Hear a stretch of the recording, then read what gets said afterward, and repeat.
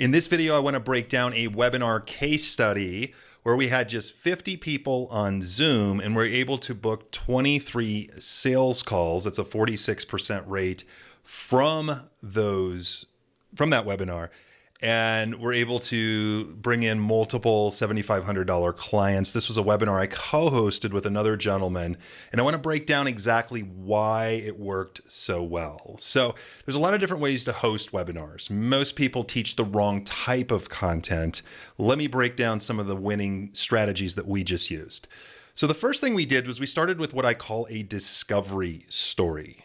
Right? So we got people on Zoom, started with a discovery story. And a discovery story is really like how you discovered the unique opportunity that you're sharing on that presentation. In this case, we were talking about how you can borrow other people's audiences to grow your business. And so I was co-hosting this with another guy. And that was the opportunity we wanted people to buy into. And so we told a discovery story of how this other gentleman had, borrowed another audience to really explode his business. And so we talked about like kind of where he started, how it happened, and what he's done since then. So I like that before, during, and after framework when you're telling a discovery story. So we started it off with a discovery story. Some people call it an origin story, to really set the stage and give context as to why the audience should care about what we're sharing. Then we pivoted, once we built up and talked about the opportunity, we pivoted to what I call contrast content.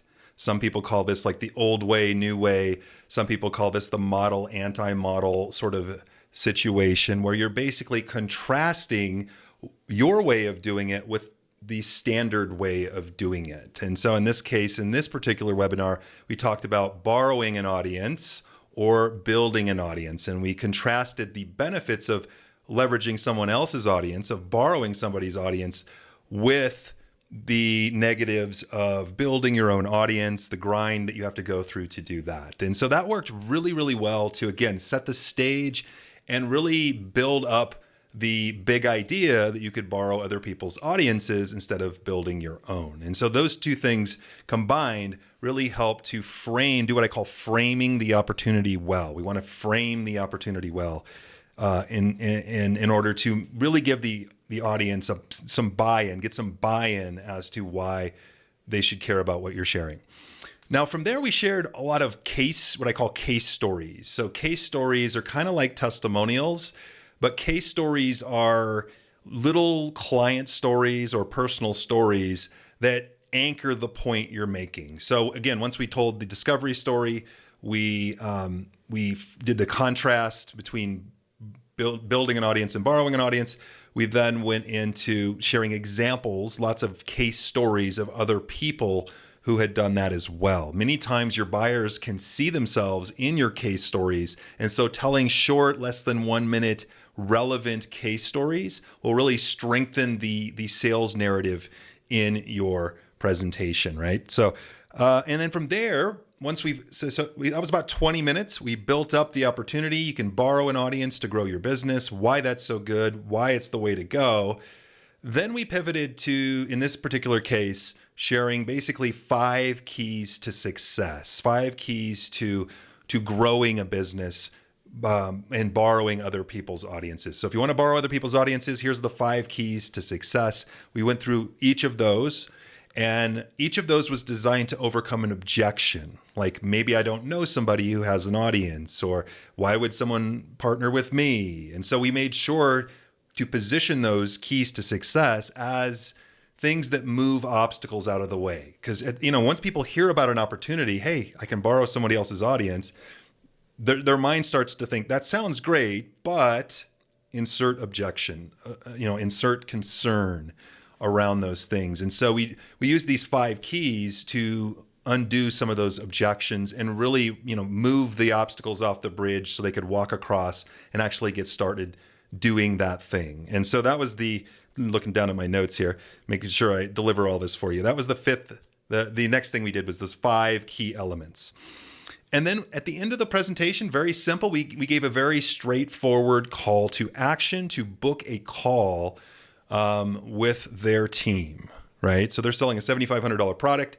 And they literally positioned the call as the next step. We didn't really go into the describing the program that we're offering or anything like that.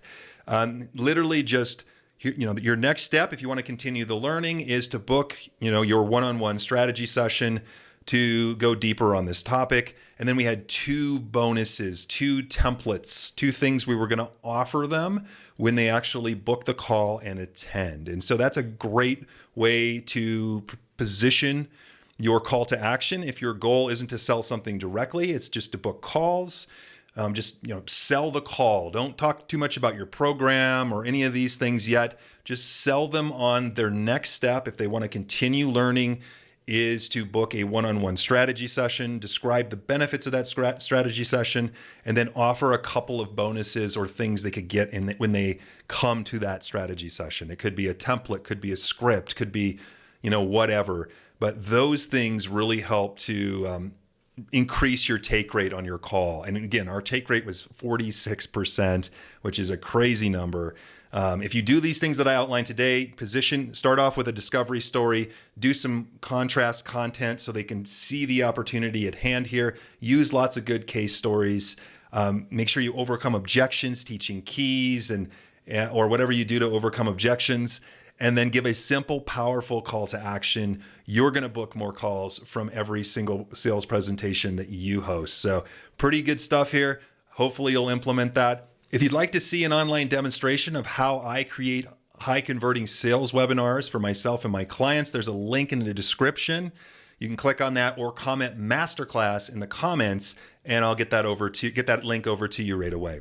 That's it for this video. Feel free to leave a comment below if you have a question. Feel free to like the video, subscribe if you want to see more videos like this, and I look forward to making another one for you soon. Take care.